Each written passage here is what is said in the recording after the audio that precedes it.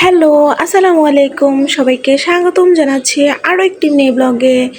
তো আজকে একটা বিয়ের ইনভাইটেশন ছিল, তো সেখানে চলে যাচ্ছি। মানে এত গরম পড়েছিল, একটু সিএনজিটা থামিয়ে একটু ঠান্ডা খেয়ে নিচ্ছিলাম। মানে এটা ছিল লাচ্ছি, আর লাচ্ছিটা এত মজা ছিল। তো তারপরেই চলে এসেছি আমরা সেন্টারে। তো এখানে একদমই নীরব লাগতেছিল। তো যাই হোক, অনেক সুন্দরভাবে ডেকোরেশন করা হয়েছে, মানে দেখে খুবই ভালো লাগছে। আমি একটু চারদিক ভিডিও করে নিচ্ছিলাম।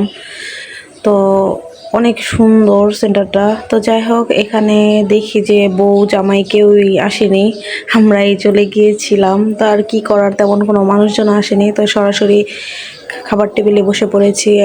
চলে এসেছে বোরহানি, তারপরে ছিল রুমালি রুটি, তারপরে ছিল বিফ রেজালা, আর ছিল একটা টিকিয়া। তো আর ছিল সবজি, মানে পুরা সব কিছু মিলে অনেক বেশি মজা ছিল।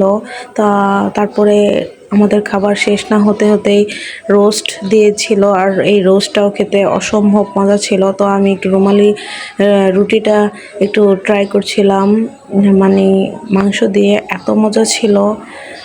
তারপরে একটু পোলাও নিয়ে নিয়েছিলাম, বাট আমি পোলাওটা তেমন খেতে পারিনি, আমার রুটি খেয়ে পেটটা ভরে গিয়েছে।